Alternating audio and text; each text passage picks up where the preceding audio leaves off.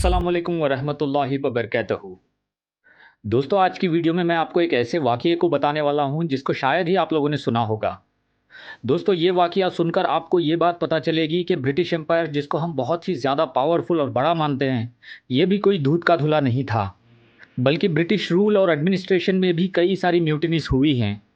और दोस्तों, आज की जिस वीडियो में मैं म्यूटिनी के बारे में बताने वाला हूँ, ये आपको जानकर हैरानी होगी कि ये म्यूटिनी किसी हिंदुस्तानी सिपाही ने नहीं बल्कि खुद ब्रिटिश ऑफिसर्स ने अपने ही सीनियर ऑफिसर्स के खिलाफ की थी। दोस्तों, जैसा कि आप लोगों ने पिछली वीडियोस में देखा होगा कि किस तरह वेल्लोर म्यूटिनी हुई थी और किस तरह उस म्यूटिनी को अंग्रेज़ों ने दबाया था।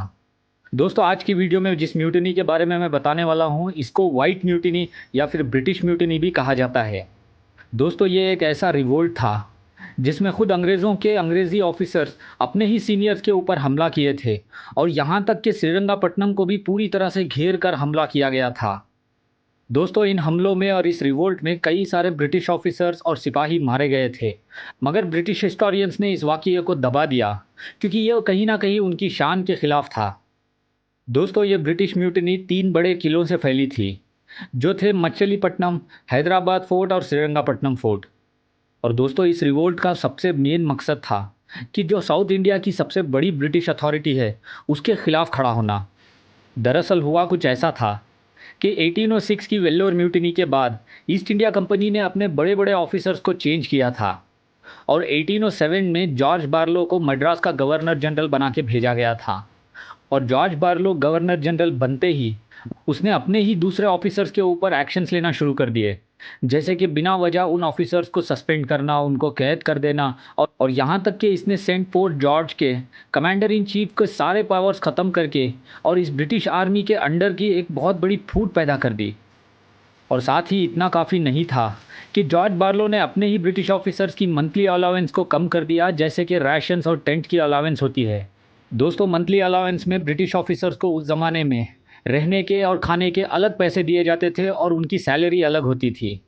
और बार्लो की इस हरकत पर कई ऑफिसर्स ने उसका विरोध किया, मगर बार्लो ने किसी की भी कोई बात नहीं मानी और अपने पावर्स का गलत फ़ायदा उठाते हुए commander in chief lieutenant general Hay Macdowall को काउंसिल से भी निकाल दिया।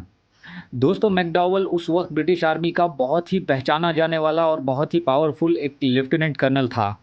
और बस जैसे ही मैकडॉवल ने जॉर्ज बार्लो के खिलाफ ओपन सेडिशन किया और अपने लोगों के साथ खुलेआम विद्रोह शुरू किया, तो सबसे पहले कोच्चिन के पास की जो ब्रिटिश गैरिसन थी, उसमें थोड़ा से विरोध शुरू हुए। मगर जॉर्ज बार्लो ने किसी तरह से इस विद्रोह को दबाने की कोशिश की और जिसमें वो कामयाब भी हुआ। और इस मुहिम में लगभग 150 से ज़्यादा ब्रिटिश ऑफिसर्स मारे गए थे, मगर इन बातों को कहीं ना कहीं छुपाया जा रहा था। दोस्तों, इस वक्त तक ब्रिटिश आर्मी के अंदर एक फूट पड़ चुकी थी और ये तो बस एक शुरुआत थी जिसमें अंग्रेज़ खुद एक दूसरे के गले काटने वाले थे। कोच्चिन के बाद मछलीपट्टनम में मई के महीने में 1809 में कुछ 100 से 150 सिपाहियों ने विद्रोह शुरू किया, जिसमें उन लोगों ने अपने ही गार्ड सिपाहियों को मार के अंग्रेज़ों के जमा किए हुए ख़जाने को लूट के खुद का रूल शुरू कर दिए। दोस्तों, ये बात जंगल की आग की तरह हर ब्रिटिश गैरिसन और कंटोनमेंट में फैल गई और जैसे जहाँ जहाँ ब्रिटिश फौजें रुकी हुई थी, वहाँ के जूनियर ऑफिसर्स अपने सीनियर ऑफिसर्स को मार के उनको गिरफ्तार कर रहे थे और अपनी तरह का एक रूल को शुरू कर रहे थे। और उसी दौरान यहाँ साउथ इंडिया में ब्रिटिश ईस्ट इंडिया कंपनी के पास एक बहुत बड़ी फ़ौज थी, जिसमें यहाँ के नेटिव इंडियंस को सिपाहियों के तौर पर लिया गया था। मगर उन नेटिव इंडियन सिपाहियों को रेगुलेट करने के लिए ईस्ट इंडिया कंपनी के पास उस ज़माने में लगभग सिर्फ 1400 या फिर 1500 ही ब्रिटिश ऑफिसर्स थे, जिसमें 90% यानी 1200 से ज़्यादा ऑफिसर्स अपने गैरिसन के साथ ओपनली रिबेलियन कर चुके थे ईस्ट इंडिया कंपनी के ख़िलाफ़। और दोस्तों, उसी तरह उस वक्त श्रीरंगापट्टनम फोर्ट के पास भी मद्रास आर्टिलरी की एक यूनिट थी और उस यूनिट ने भी अपने फौजियों के साथ श्रीरंगापट्टनम फोर्ट के कमांडेंट के खिलाफ एक बहुत बड़ा रिवोल्ट शुरू किया था और साथ ही एक डायरेक्टली हमला भी शुरू किया था। ये अंग्रेज म्यूटिनियर्स आपस में ही लड़ रहे थे और लूटपाट चारों तरफ मचा रहे थे। और ये सब यहाँ श्रीरंगापट्टनम और मद्रास और कोच्चिन इस तरफ के इलाकों में ये चल रहा था कि चित्रदुर्गा से भी ये खबरें आने लगी कि वहाँ पे भी अंग्रेज़ों की एक गैरिसन ने रिवोल्ट किया है और वहाँ की गैरिसन श्रीरंगापट्टनम फोर्ट की तरफ आ रही है। दोस्तों, कहा जाता है कि ये रिवोल्ट 2 से 3 महीनों तक चला था, मगर इसी बीच अंग्रेज़ों की गवर्नमेंट ने एक बहुत बड़ी फ़ौज को तैयार किया और अपने ही रिबेल्स को कुचलने के लिए उन्होंने रवाना किया। पहले तो ब्रिटिश आर्मी की मेन यूनिट ने, जो चित्रदुर्गा से रिबेल्स आ रहे थे, उन लोगों के ऊपर अटैक करके उन लोगों को पूरी तरह से ख़त्म किया, जिसमें लगभग 700 से ज़्यादा अंग्रेज़ी ऑफिसर्स को खुद उनके ही अंग्रेज़ों ने मार दिया था। और जैसे ही ये खबर यहाँ श्रीरंगपट्टनम फोर्ट के रिबेल्स को पता चली, तो उन लोगों ने किले को फ़ौरन अपने कब्ज़े में लेने के लिए बहुत बड़ा हमला कर दिया।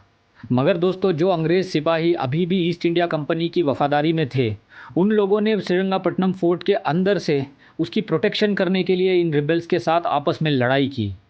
दोस्तों, मैं समझता हूँ कि वो नज़ारा देखने लायक रहा होगा, क्योंकि कुछ 10 साल पहले इसी श्रीरंगपट्टनम आइलैंड में सुल्तान को शहीद करने के लिए हज़ारों अंग्रेज़ भेड़ियों की तरह आए थे, और वो आज खुद आपस में लड़कर एक दूसरे को मार रहे थे और मर रहे थे। दोस्तों, इस लड़ाई में कई 100 अंग्रेज़ मारे गए थे, और जब ब्रिटिश ईस्ट इंडिया कंपनी की मेन फ़ौजें यहाँ श्रीरंगपट्टनम तक आई और उन्होंने म्यूटिनी को पूरी तरह से ख़त्म किया, तो कहा जाता है कि अगस्त 23 या फिर 24 के आसपास बाकी के बचे हुए सारे ब्रिटिश के रिबेल्स ने सरेंडर कर दिया। दोस्तों, इस रिवोल्ट में कैप्टन डी हैविलैंड भी शामिल था, जिसने बाद में सरेंडर किया था। दोस्तों, इस कैप्टन डी हैविलैंड का बनाया हुआ एक ब्रिज था, जिसको हैंगिंग ब्रिज या फिर तूक सेतुवे कहा जाता था श्रीरंगपट्टनम में। अभी तो वो ब्रिज गिरा हुआ है, मगर मैंने कुछ महीनों पहले वहाँ जाकर एक वीडियो बना के आप लोगों को दिखाई थी। अगर आप लोगों ने उस वीडियो को अब तक नहीं देखी है, तो ऊपर आई बटन में उस वीडियो की लिंक आ रही होगी, वहाँ से क्लिक करके आप वो वीडियो देख सकते हो। दोस्तों, इस पूरे वाक़ये को अंग्रेज़ों ने बहुत ही दबाने की कोशिश की थी, क्योंकि उनके लिए ये एक शर्मनाक बात थी कि अंग्रेज़ एक दूसरे को ही मार रहे थे, और वो भी श्रीरंगपट्टनम के आइलैंड में। और यही वजह थी कि इस म्यूटिनी के बाद अंग्रेज़ों ने श्रीरंगपट्टनम आइलैंड को पूरी तरह से छोड़कर अपनी पूरी फ़ौज को बेंगलोर की तरफ ले आए, और यहाँ पर उन लोगों ने बेंगलोर के पास कंटोनमेंट के एरिया में अपनी पूरी फ़ौज को रखा था। दोस्तों, उस पूरे इलाके को लोकल ज़बान में लश्कर कहा जाता था उस दौर में। और फिर वक्त जैसे बीतता रहा, तो इस इलाके के अंदर बहुत सारे और छोटे छोटे एरियाज़ बने, मगर इस कंटोनमेंट के आसपास के सारे एरिया को लश्कर ही कहा जाता था। तो दोस्तों, आज की वीडियो में बस इतना ही। अब मैं मिलूँगा आपसे अगली वीडियो में, तब तक आप अपना बहुत सारा ख्याल रखिए और मुझे दुआ में याद रखिए। अल्लाह हाफ़िज़।